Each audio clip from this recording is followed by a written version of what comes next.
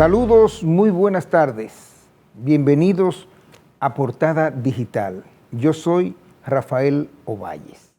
Y de inmediato empezamos con nuestro primer invitado del día. Se trata de Darwin Caraballo, quien es director ejecutivo de Educa. Vamos a hablar, diríamos, una visión un poco fuera de lo tradicional, porque ustedes es algo más bien técnico, la visión de ustedes, pero es sobre la situación, las problemáticas, cómo ven ustedes la educación dominicana. Sé que ustedes han hecho muchas investigaciones, son críticos permanentes de del nivel bajo de la educación. Ustedes son de las personas que más han apostado a la calidad de la educación, pero no logramos.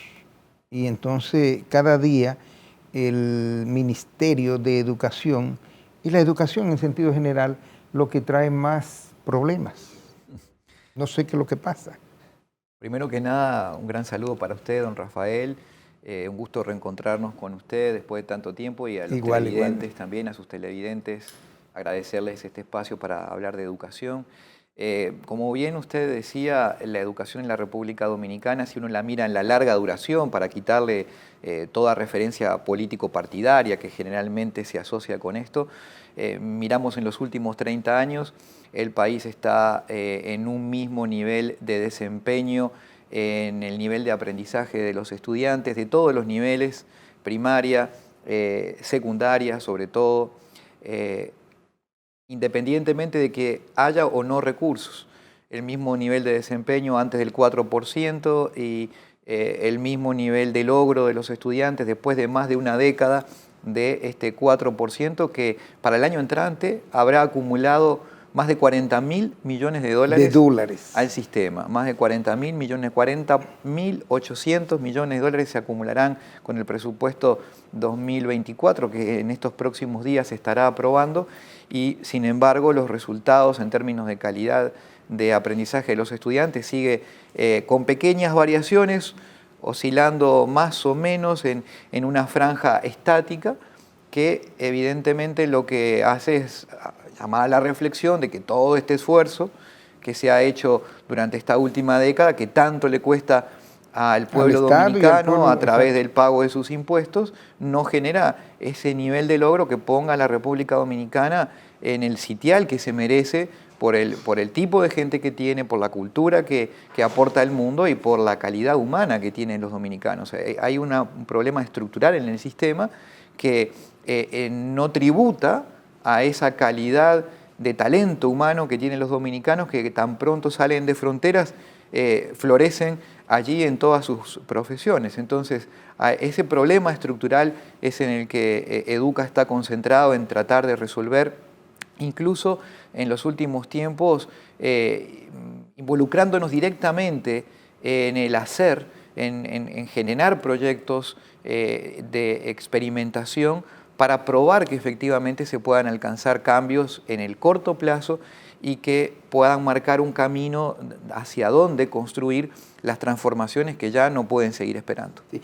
En estos momentos, ¿en qué nivel está la República Dominicana en las mediciones internacionales? Se mantiene, sé que muy bajo, pero ¿por dónde andamos? No, estábamos siempre en la retaguardia en nivel de logro, en nivel de aprendizaje. La última prueba PISA que se aplicó tendrá divulgación de sus resultados dentro de unos poquitos meses, en febrero de 2024. ¿Y ustedes conocen los resultados? No, todavía no se conocen a nivel global. Ese día se van a proyectar a nivel global. Probablemente las autoridades ministeriales la puedan conocer 1 o 2 semanas antes, pero no antes. Está en pleno proceso de análisis, de organización de los datos. Esto se terminó de aplicar en 2020-2021 y recién entonces en 2024 se van a estar conociendo los resultados. Auguramos un desempeño similar al que ha tenido en el pasado el país, donde desgraciadamente no le ha ido bien en términos comparados. Es cierto que allí no aplican todos los países del mundo, es un grupo las grandes ¿Cuántos ligas. países más o menos aplican? 77 fueron en la anterior 77. Y esta vez estarán también rondando los 80 países que participan, no todos los de la región. Nosotros estamos en el latinoamericana 75 a 80. Sí, exactamente. Estaba República Dominicana en ciencias, matemáticas y lengua en el podio de abajo de la tabla, digamos, entre los últimos tres. Lo importante, a nuestro juicio, no es tanto eso, sino ver si efectivamente se puede constatar alguna mejora respecto a sí mismo, que eso es lo importante, más allá de compararse con el resto. Sí, siempre se ha dicho de que las mediciones, o sea, bienvenidas, aún no siendo positivas, porque servirían como plataforma para mejora. Sin duda. Sin embargo, Sin no duda. ha sido así. Bueno, lo que sucede es que el diagnóstico de la enfermedad no genera la cura. Simplemente a usted le da la alerta de que está con algún problema de salud en su cuerpo. Lo mismo que cuando uno va y hace un análisis de sangre y el médico le dice tiene el colesterol alto, pero si usted sigue comiendo la misma dieta, probablemente ese colesterol no vaya a mejorar. En el país ha ocurrido algo similar a lo que pasa en este caso. Es decir, las pruebas están mostrando dónde están las debilidades, dónde están los problemas, pero las medidas que se han tomado no han logrado revertir esas tendencias. Y los problemas están en las bases, están en el aprendizaje de los fundamentos que permiten luego construir el conocimiento. Es decir, en pocas palabras, el dominio de la lengua materna y el dominio del razonamiento lógico-matemático, a lo cual debiéramos agregar el componente emocional, el componente de administrar las emociones y las conductas, porque luego eso genera otros efectos. ¿Ha faltado visión o voluntad política? Voluntad política no, en la medida de que desde el 2013 en adelante, todos los gobiernos, los dos gobiernos del presidente Medina y el gobierno actual del presidente Abinader han sido diligentes con el compromiso asumido en su momento frente al país de asignar ese 4% del Producto Interno Bruto a la educación preuniversitaria, es decir, los recursos están. Sin embargo, no se ha tenido tal vez la audacia, la valentía de transformar y de generar cambios profundos.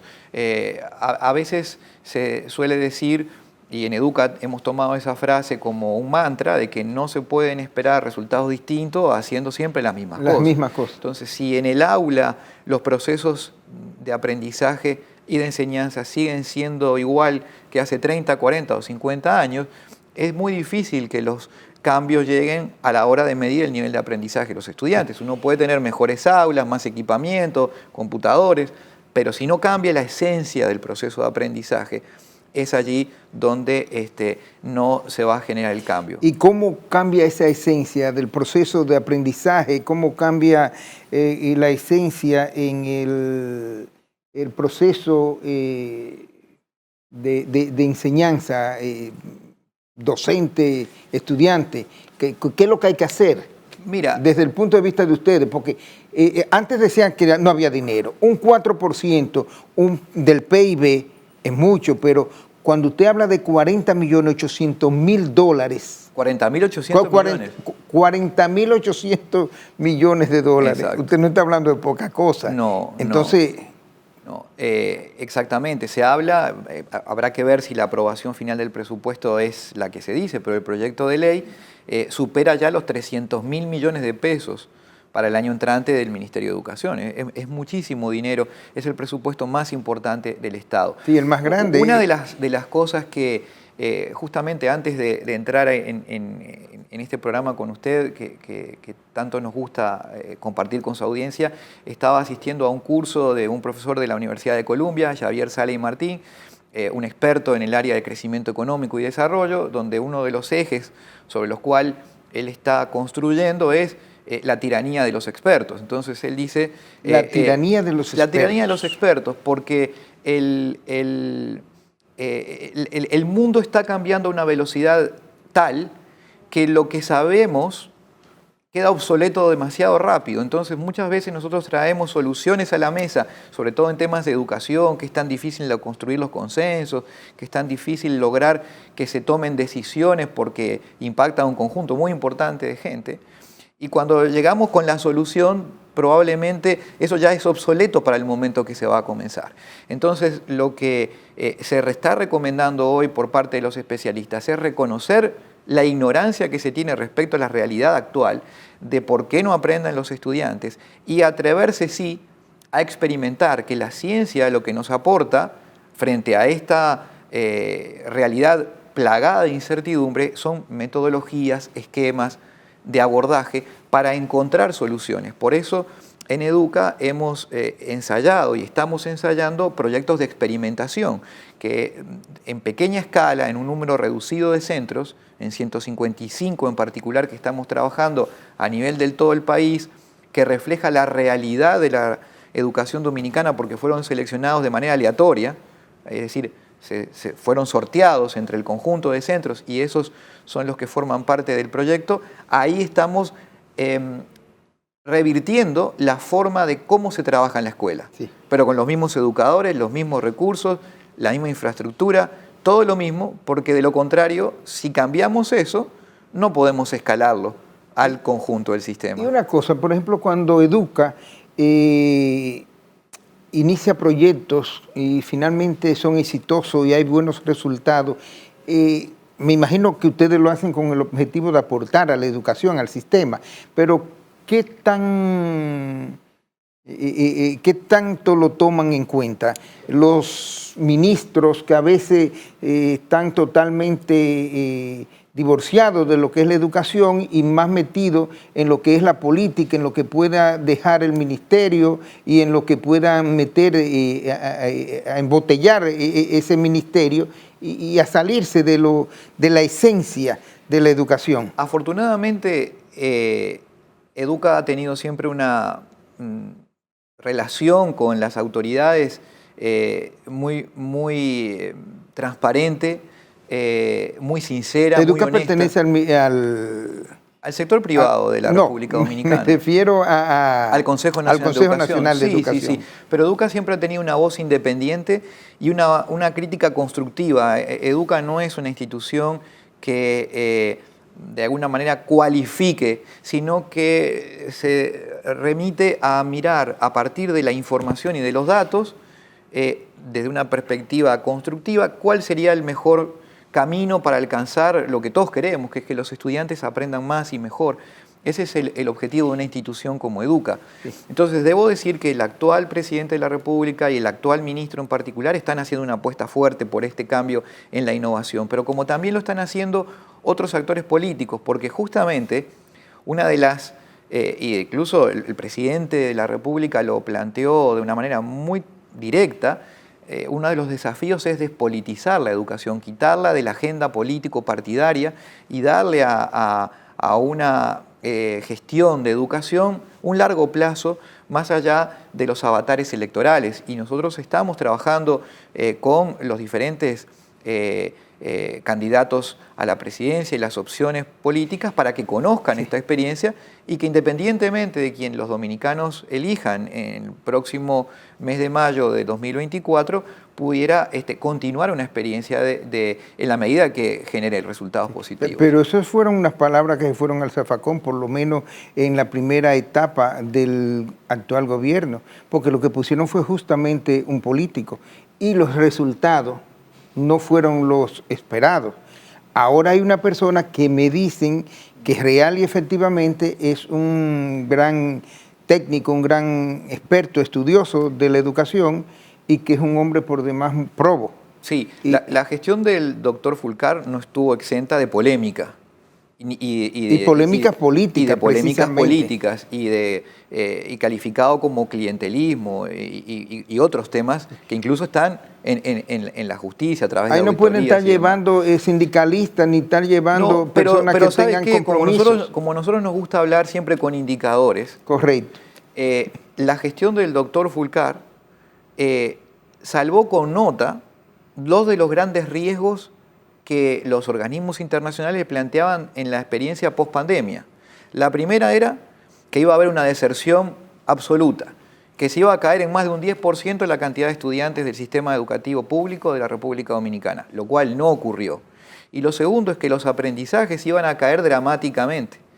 lo cual tampoco ocurrió. En las pruebas diagnósticas, o no ocurrió del todo, en las pruebas diagnósticas últimas que recogen los resultados de la pandemia, en lengua, la República Dominicana crece. Pasa de un 12% a un 24% para estudiantes del tercer nivel de la educación primaria. Donde hay una caída estrepitosa es en el nivel de la matemática. Pero eso es importante también reconocer porque muchas veces las opiniones o las posiciones se toman con base en ciertos prejuicios o ciertas observaciones subjetivas que no refieren de pronto a los indicadores puros y duros, que es lo que nosotros nos remitimos a observar. Correcto.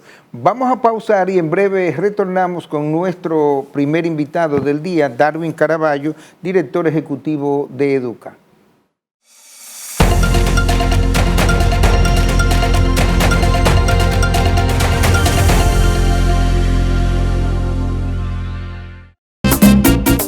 ¿Qué vas a desayunar? Un queso blanco frito rica, tostadito, cremoso y suave. El más rico encima de un mangú. Preempacado, higiénico y confiable en presentaciones de media y 2 libras. Queso blanco de freír rica, la manera rica de empezar tu día. Dar el primer paso nunca ha sido fácil, pero la historia la escriben quienes se unen a los procesos transformadores, impactando la vida de las personas en el trayecto. Este es el momento para que te unas a la conformación de los colegios electorales y hagamos un proceso histórico en favor de la democracia. Nuestra democracia. Para más información, accede a nuestro portal jce.gov.do. Junta Central Electoral. Garantía de identidad y democracia.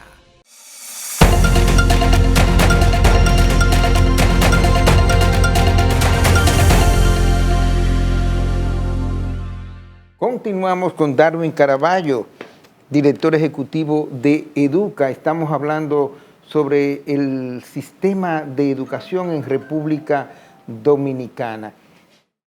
Son muchas las preguntas y una tiene que ver con el aspecto técnico y otra tiene que ver con el día a día y con las medidas que toman desde el ministerio. Por ejemplo, ¿qué ha pasado? ¿Cómo ustedes ven el inicio de este año escolar cuando hubo un espacio que permitía como llenar algunos entuertos? Sin embargo, cuando nos toca la realidad, incluso en el liceo donde se inauguró el año, hoy hacen denuncia de que han tenido una población bastante amplia fuera de aulas porque no hay espacio para ellos. Igual denuncia por todos los lados Santiago, Distrito Nacional, pero me llama más la atención la de la provincia de la Altagracia, Higüey, donde dicen que hay más de 8.000 estudiantes que se han quedado fuera de aula. Y lo de la sobrepoblación, pues, que va en contra de una educación de calidad, pues ni hablar, es en todas partes. Sí, eso es una realidad que no es consecuencia de la gestión de cualquier ministro de Educación, porque hay algunas razones que permiten explicar esta situación. Primero, la pandemia, ya que estábamos hablando en el bloque anterior de los efectos que había ocasionado en el aprendizaje, creó un efecto muy significativo, silencioso tal vez, en la educación privada. Más de 800 centros educativos del sector privado que atendían a una población de sectores medios o medios bajos terminaron cerrando producto de la pandemia. ¿Por qué? Porque bueno, no pudieron hacer frente a las obligaciones laborales que tenían con sus docentes, sus administrativos y terminaron quebrando literalmente. Entonces, el Estado tiene la obligación de atender a todos los estudiantes. Hoy esa población está presionando a las puertas de los centros educativos públicos. Esa es una primera razón de fuerza.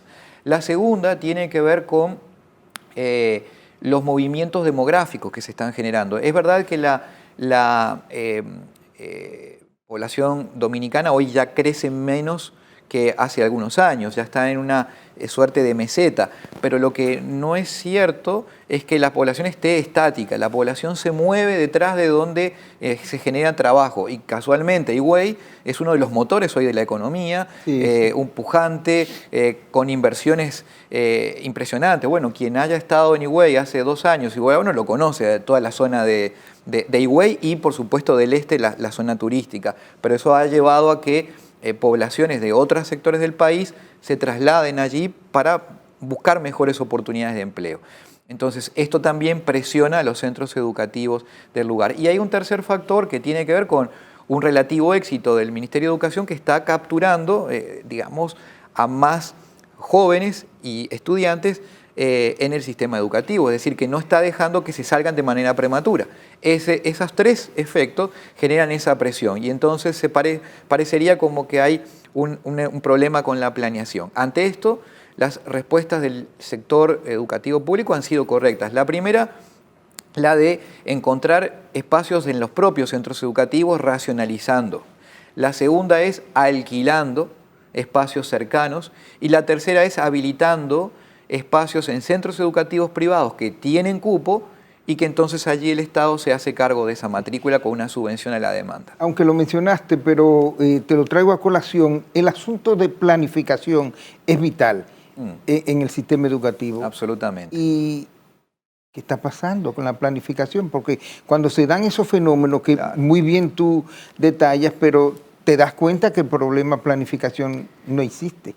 Sin duda que son problemas complejos, pero la planeación, si está bien formulada, tiene que reconocer la complejidad y preverla. Claro. Justamente cuando se dan estos problemas, lo que sobre todo que son técnicos los que dirigen ese ministerio, exacto, muy especializados. Lo cual no quiere decir que sea sencillo resolverlo, porque esto es muy complejo. Ahí usted pone a McNamara, a quien fue ministro de Defensa durante gran parte de los conflictos en Estados Unidos en la Segunda Guerra Mundial y no lograría resolver problemas de este tipo, porque son problemas que uno corre detrás siempre con la planeación. Uno no tiene la información en tiempo real de hacia dónde se mueve la población. Eso es complejo, tiene dificultades, tampoco podía prever el cierre, digamos, masivo de instituciones privadas que van a presionar a la educación pública. Allí hay ciertos problemas de este tipo, pero se tienen que corregir desde la planeación. Se pueden minimizar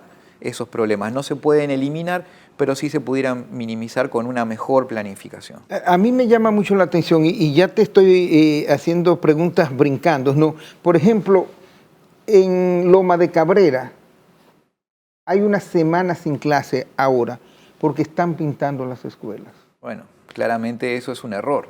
Es un error de la planeación, es un error del distrito, de la regional y de los propios educadores y de las familias, porque nada es más importante que darle continuidad al proceso educativo de los estudiantes. De hecho, en el Pacto Nacional para la Reforma Educativa que firmamos juntos en el 2014, el 1 de abril de 2014, y vamos camino a la década de ese pacto, el año entrante, el único compromiso irrenunciable era el de no interrumpir por ninguna razón el calendario escolar. Entonces, ni por paros de los docentes o huelgas que en su legítimo derecho el sindicato puede plantear, pero ni siquiera por eso se pudieran detener las clases, mucho menos por la pintura de un salón o de algunas áreas. Claro. Es decir, interrumpir el proceso de aprendizaje genera efectos más allá del tiempo real de interrupción, porque eso genera procesos que cuesta luego recuperar. La educación requiere de un proceso ordenado, sistemático, permanente. Y afortunadamente este año escolar que usted preguntaba al inicio recupera y de hecho es uno de los que más jornadas escolares prevé, de 190. Comenzó el 28 de agosto, terminará hacia finales de junio del año entrante y estaremos otra vez retomando un año escolar normal con un número incluso mayor de jornadas escolares, pero si se interrumpen por la razón que fuera, eso solamente queda en la letra muerta del texto. Como te estoy haciendo preguntas, pero es vital hablar de los docentes, de la formación, de la cualificación, ¿en qué está eso? El país tiene docentes extraordinarios. Nosotros tuvimos en la oportunidad justamente de la pandemia de tener contacto directo con los 135.000 educadores que el país tiene. 90.000 se formaron del sector público y 30.000 del sector privado. Y hemos encontrado que la gran mayoría, que es una mayoría silenciosa, porque no sale a los medios, no protesta, está haciendo su trabajo, es muy comprometida y quiere dar más. Y si no lo hace, no es por falta de voluntad, sino que también es por una herencia de un proceso de formación propio que fue deficitario. Fueron víctimas de una educación primaria deficitaria, fueron reclutados de sectores populares sin capital cultural, tuvieron que educarse muchas veces también trabajando y obviamente no llegaron con la mejor caja de herramientas, como suele decirse, para el desarrollo de su profesión. Ahora, hay una gran voluntad de superarse, de trabajar. Parte de los docentes. De parte de los docentes. Nosotros lo vemos, profesor Ovalle, con los docentes que ahora están en esta experiencia, con ganas de formarse, con los directores haciendo sus cursos de liderazgo, con la Fundación Europea Sociedad de Educación, con quienes tenemos una alianza de trabajo justamente para crear ese concepto de gerente educativo del director, que es tan importante para administrar los recursos humanos y financieros que tiene el centro educativo, de los docentes formándose en estrategia de aprendizaje de la lengua, de matemática, en horario extendido muchas veces. Hay un gran compromiso por parte de los docentes. Yo siempre quiero destacar que el docente muchas veces es víctima de un sistema que lo oprime. Nosotros hemos visto que la estructura del Ministerio de Educación, ahora que se está hablando de reforma del sistema educativo y que hay una propuesta a través de un decreto presidencial de que el sector público le presente una propuesta al presidente de reorganización, que hay que repensar por completo la forma en cómo está organizada la función educativa del Estado. Las regiones y los distritos en un país de las dimensiones de República Dominicana, con la tecnología como hoy está, no hace sentido tener todos esos recursos tan lejos de la escuela. Correcto.